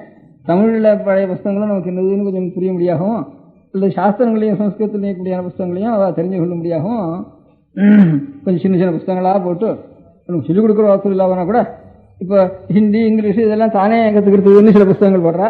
அந்த மாதிரியாவது சில புஸ்தகங்களை போட்டு கொடுக்க சொல்லலாம்னுட்டு ஒரு அபிப்பிராயம் எனக்கு. அந்த மாதிரி ஒரு புஸ்தகங்களை போட்டு அவளுக்கு அனுப்ப சொல்கிறேன். இன்னொன்று புஸ்தகங்களை கொஞ்சமாக தானே எழுத்து மாற்றங்கிறதுனுட்டாலனா அது எழுத்து தான் இப்போ இந்த ஹிந்தி ஒன்று இருக்கிறதுனால 6-10 பேரில் 2 பேருக்காவது எழுத்து தெரியும் அவளுக்கு. இப்போ இந்த தமிழ் தான் தெரியும், நாகர் எழுத்தும் அநேகமாக 10 பேரில் 10 பேர் சேர்ந்தாலும் 2 பேருக்கு தெரிஞ்சவாள் இருப்பாள். அவளை கொண்டு கொஞ்சம் அந்த எழுத்தையும் தெரிஞ்சுன்றது. அந்த எழுத்து தெரிஞ்சுட்டு அதுக்கப்புறம் ஒரு ஸ்லோகத்தை எழுதுறது. ஒரு ஸ்லோகத்தை எழுதினா ஒரு பதவுரை எழுதுறது. அந்த பதவுரைக்கு தமிழ் அர்த்தம் எழுதுறது. அப்புறம் பொழிப்புரை எழுதுறது. அதை அப்படியே நெட்டு பண்ணி விடுறது. அப்படி ஒரு 100 ஸ்லோகத்தை நெட்டு பண்ணிட்டாலனா வேற வித்வான் வேண்டாம், ஒன்றும் வேண்டாம். ஒரு தனித்தனியாக பதங்களை பிரிக்கிறது. அதுக்கு தமிழ் என்ன அர்த்தம், ஒன்று பொழிப்புரை என்ன அர்த்தம், கவித்துறை என்ன அர்த்தம், இவ்வளவு நெட்டு பண்ணி விடுறது. அப்படி 100 ஸ்லோகத்தை நெட்டு பண்ணிட்டாலனா அப்புறம் சாமானியமாக ஒரு ராமாயணமோ பாகவதமோ கேட்டாலனா அவளுக்கு தானா ஸ்தூலமான அர்த்தமாவது புரியறதுக்கு ஆரம்பிக்கும். அப்படி ஒரு புஸ்தகம் இருந்தது பழைய நாளில். அதுக்கு நீதிசாரம்னு பேர். நீதிசாரம் படிக்காதவோ அந்த நாளில் கிடையவே கிடையாது. அதனால இப்போ பள்ளிக்கூடத்தில் நமக்கு பாடமே கிடையாது நீதிசாரம். சமஸ்கிருதம் எடுத்துக்கிறவளுக்கும் நீதிசாரம் பாடம் கிடையாது. நீதிசாரம் குழந்தையிலேயே 4 வயசு 5 வயசுலேயே தாத்தா வந்து அழிச்சுன்னு வரப்போ சொல்லி கொடுத்துருவா. அதுதான் வந்து ஒரு ஸ்லோகம் எனக்கே மறந்து போச்சு கடைசியில் ஒரு வாக்கியம். அதுக்காக தான் அவரை கூப்பிட்டு கேட்டேன் அது என்னன்னுட்டு. அவருக்கு அந்த ஸ்லோகம் தெரிஞ்சிருந்தது. ஒரு நான் கூப்பிட்டு கேட்டவருக்கு அவருக்கும் கடைசியை நான் எவ்வளோ 3 சொன்னேன்னா அவ்வளோதான் தெரிஞ்சது. எதில் பாக்கி இருந்தது அதில் சந்தேகம் இருந்தது. அதுக்காக அரையான போய் கேட்டுட்டு வரேன்னு போனார். அவர் போய் கேட்ட உடனே பிரசிடன்சி காலேஜில் சம்ஸ்கிருத லெக்சரர் வசராக இருக்கார், அவருக்கு தெரிஞ்சதுன்னு சொன்னார். அவர் தான் எங்கே கேட்டதுன்னு கேட்டேன். அவர் வந்து உங்களுக்கு எங்கே படித்த சம்ஸ்கிருதம் அப்படின்னு கேட்டேன். அவருக்கு எப்படி தெரிஞ்சிருக்கும்னுட்டு. இல்லை காலேஜில் தான் படித்த சம்ஸ்கிருதம், வேற எங்கேயும் நான் படிக்கல அப்படின்னார். இப்போ காலேஜில் இது எப்படி உனக்கு அவர் சொல்லிவிட்டார். இந்த ஸ்லோகம் உனக்கு எப்படி தெரியும் காலேஜில் சொல்லி கொடுக்கலையே அப்படின்னு கேட்டேன். தாத்தா சொல்லி கொடுத்தாருன்னு சொன்னேன்.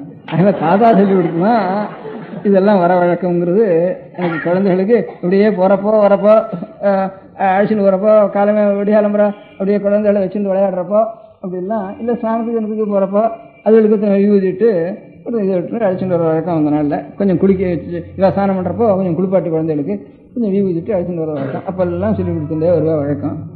நான் அதுக்கு ஒரு உதாரணம் சொல்கிறேன். இப்போ இந்த ஸ்லோகம் ஒன்றும் தெய்வ சம்பந்தமான இல்லை, தெய்வ சம்பந்தமாக எனக்கு இருக்குது. நீதிசாரம்னு ஒரு 100 ஸ்லோகம். அது சம்ஸ்கிருதத்தில் சதஸ்லோகேன பண்டிதான்னு வேறு. 100 ஸ்லோகம் நன்னா தெரிஞ்சுட்டான்னாவா அவன் தான் பண்டிதன் அப்படின்னு சதஸ்லோகேன பண்டிதான்னு வேறு. அதனால இந்த அவகாசம் கொஞ்சம் இருக்கிறதுனால பொண்டுகள்லாம் ஒரு 10 பேராக சேர்ந்து தமிழ்லையும் அதே மாதிரி சில புஸ்தகங்களையும் போட்டிருக்கேன். இன்னும் சில புஸ்தகங்களும் போட சொல்கிறேன்.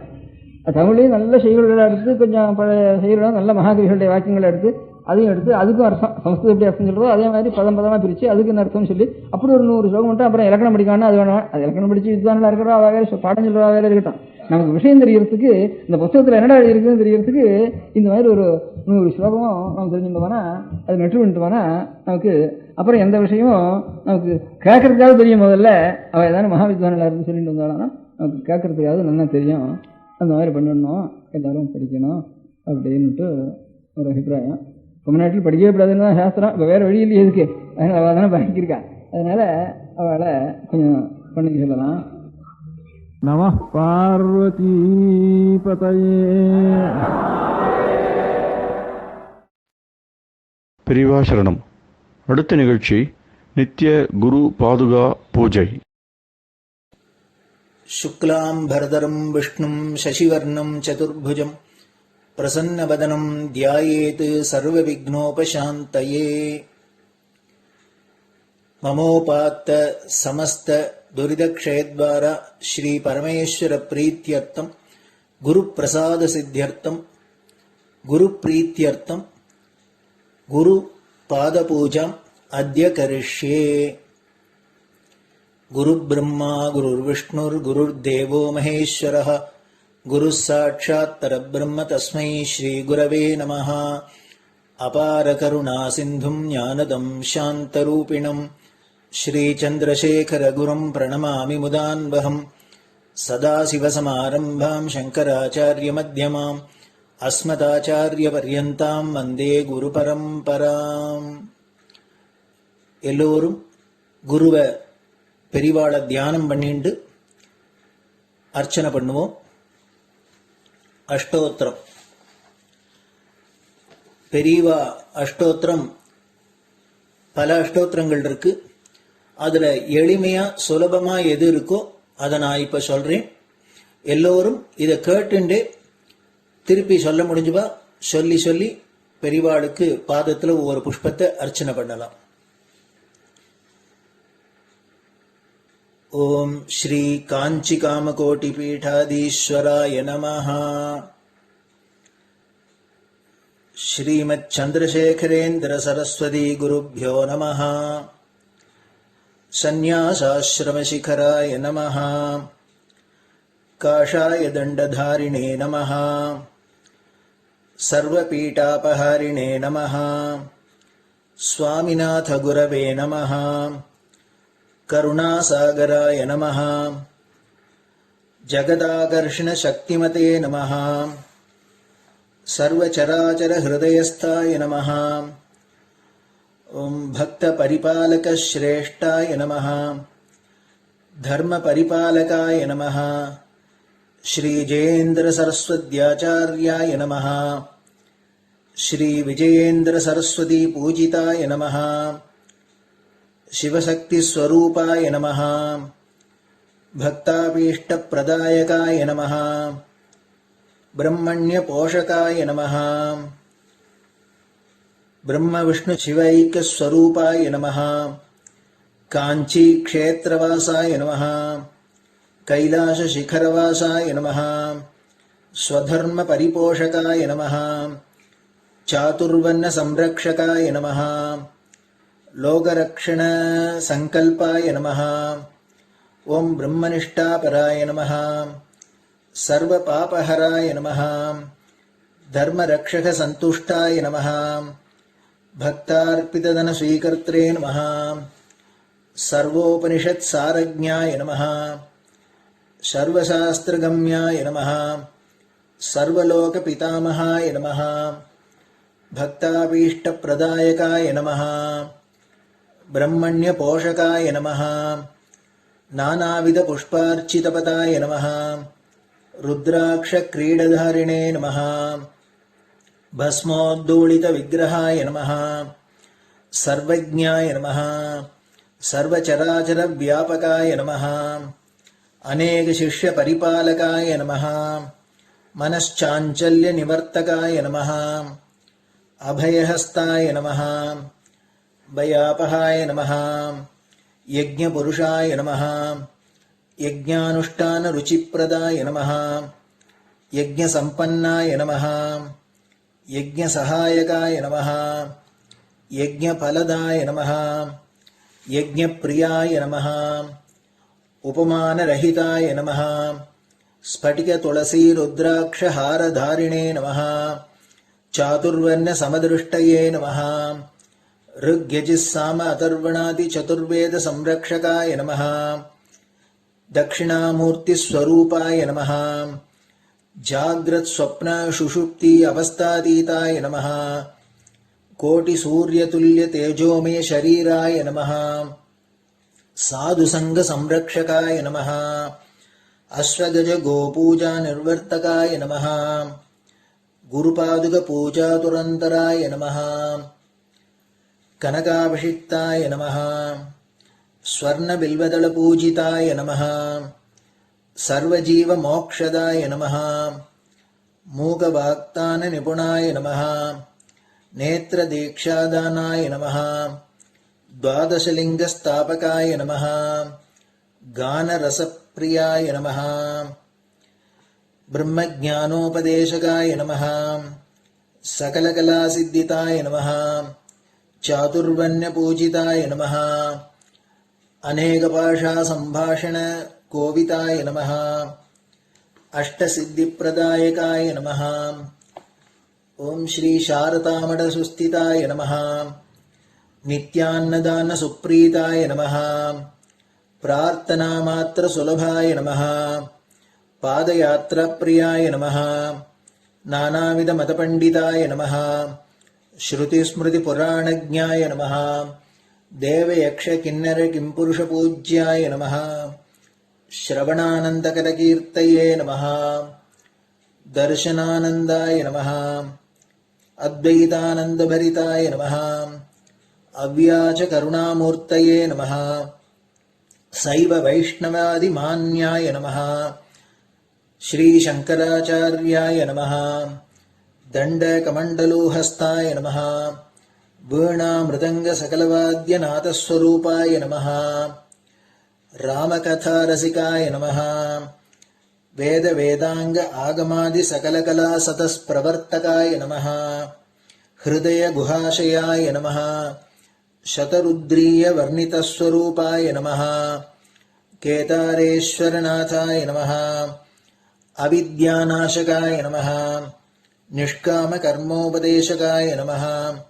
लघुभक्तिमार्गोपदेशकाय नमः। लिंगस्वरूपाय नमः। सालग्रामसूक्ष्मस्वरूपाय नमः। कालड्यां शङ्करकीर्तिस्तम्भनिर्माणकर्त्रे नमः। जितेन्द्रियाय नमः। शरणागतवत्सलाय नमः। श्रीशैलशिखरवासाय नमः। डमरुकनादविनोदाय नमः। वृषभारूढाय नमः। दुर्मदनाशकाय नमः। आभिचारिकदोषहर्त्रे नमः। मिताहाराय नमः। मृत्युविमोचकशक्त्याय नमः। श्रीचक्रार्चनतत्पराय नमः। दासानुग्रहकारकाय नमः। अनुराधानक्षत्रजाताय नमः। सर्वलोकख्यातशीलाय नमः। वेङ्कटेश्वरचरणपद्मषट्पदाय नमः। श्री महात्रिपुरसुन्दरी समेत श्री चन्द्रमौलीश्वर पूजाप्रियाय नमः। श्रीमच्चन्द्रशेखरेन्द्र सरस्वती सद्गुरु परब्रह्मणे नमः। गुरुभ्यो नमः। परमगुरुभ्यो नमः। परमेष्टिगुरुभ्यो नमः। परात्परगुरुभ्यो नमः। गुरुपरम्पराभ्यां नमः। गुरुपादुकाभ्यां नमो नमः. அடுத்தது ஊதுபத்தி இருந்தா அதை காமிச்சு தூபம், நெய் தீபம் இருந்தா காமிச்சு அதை நெய் தீபம் தீபம் காமிச்சுட்டு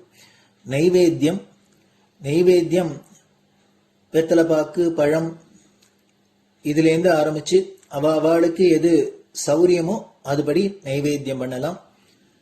அதுக்கு அடுத்தது கற்பூர ஹாரத்தி பண்ணி எல்லோரும் பிரதட்சிண நமஸ்காரம் பண்ணி பெரியவாள்கிட்ட பிரார்த்தனை பண்ணிண்டு எல்லோரும் க்ஷேமமா இருக்கணும், லோகம் பரம மங்களமா சௌக்கியமா இருக்கணும், எல்லோரும் வியாதி வெக்க இல்லாத ஆயுராரோக்கிய ஐஸ்வர்யத்தோட சாந்தம் அமைதியோட ஞான வைராக்கியத்தோட எல்லோரும் நல்லவர்களாயிருந்து நன்மையை அடையணும்னு பிரார்த்தனை பண்ணி இந்த பூஜையை தினம் செய்யலாம்.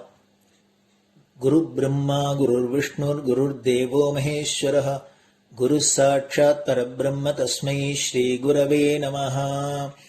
அபார கருணா சிந்தும் ஞானதம் சாந்தரூபிணம் ஸ்ரீச்சந்திரசேகர குரும் பிரணமாமி முதான்வகம். சதாசிவசமாரம்பாம் சங்கராச்சார்யமத்யமாம் அஸ்மதாச்சாரியபர்யந்தாம் வந்தே குருபரம்பராம். குரு பாதபூஜை நிறைவடைஞ்சது. பெரியவா சரணம். திருச்சிற்றம்பலம். நிலை பெறுமாறு எண்ணுதியேல் நெஞ்சே நீவா, நித்தலும் எம்பிரானுடைய கோயில் புக்கு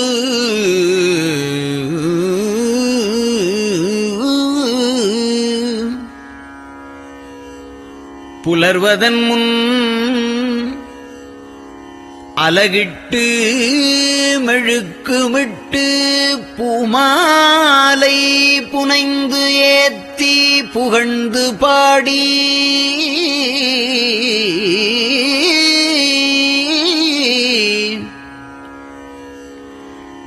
தலையாரக் கும்பிட்டு கூத்தும் ஆடி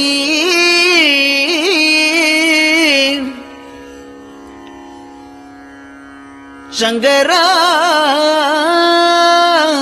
ஜய போற்றி போற்றி என்றும்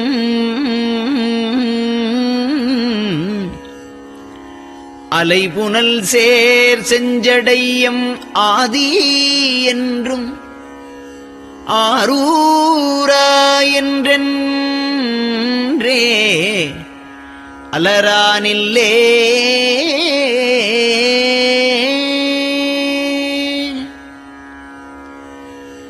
தந்தது உந்தன்னை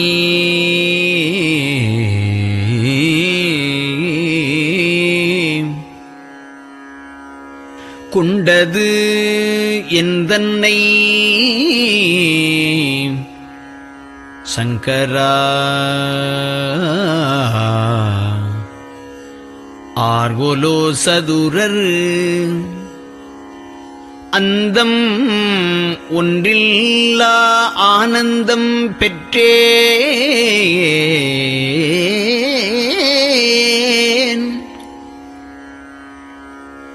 யாது நீ பெற்றது ஒன்று என்பால் சிந்தையே கோயில் கொண்ட எம்பெருமான் திருப்பெரும் துறையுரை சிவனே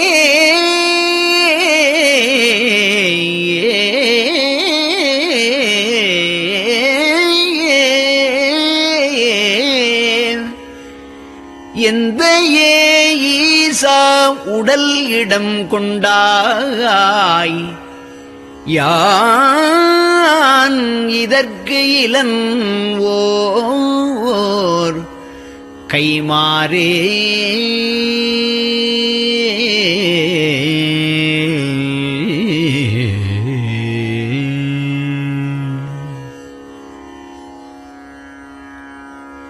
அன்னநடையார் அமுத மொழியார் அவர்கள் பயில் தில்லை தென்னன் தமிழும் இசையும் கலந்த சிற்றம்பலம் தன்னுள்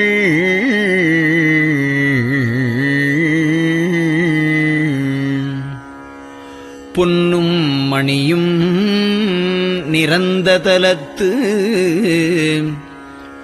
புலித்தோல் பியர்க்கிட்டு மின்னின் இடையாள் உமையாள்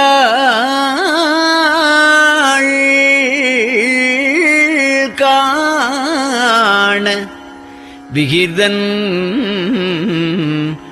ஆடுமே.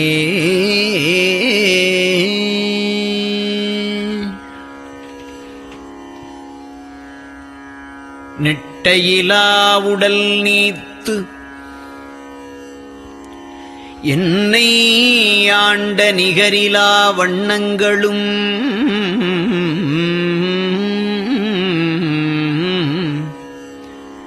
சிட்டன் சிவனடியாரை சீராட்டும் திறங்களுமே சிந்தித்து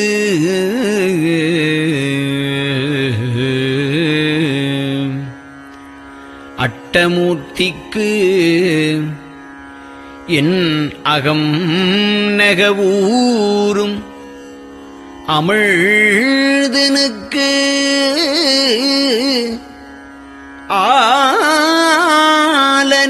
ஆலநீழற்பட்டனுக்கு என்னை தன்பாற்படுத்தானுக்கே பல்லாண்டு குருதுமே.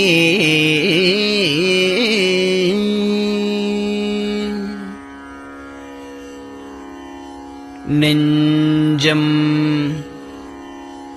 ஈசனைக் காண்பதே விரும்பி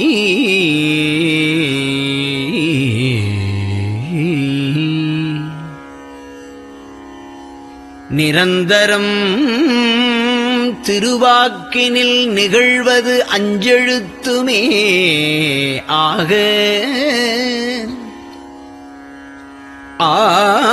ஆளுடைய அம்மை செம்மலர் கைகுவித்து அருளி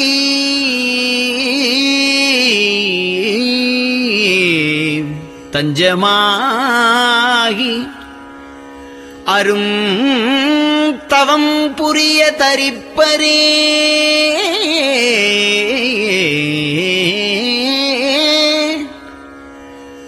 அவள் தனிப்பெரும் கணவர்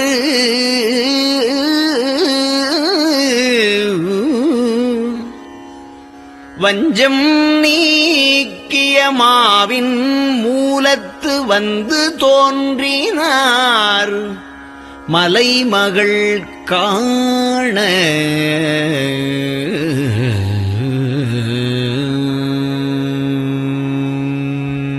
திருச்சிற்றம்பலம்.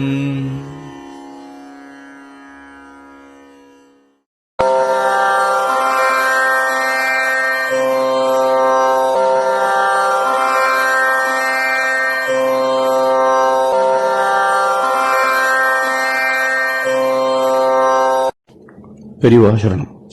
பெரியவா வானொலியின் காலை நிகழ்ச்சிகள் இத்துடன் நிறைவடைகின்றன. எமது அடுத்த ஒளிபரப்பு இன்று மாலை இந்திய நேரப்படி 6 மணிக்கு துவங்கும். பெரியவா சரணம்.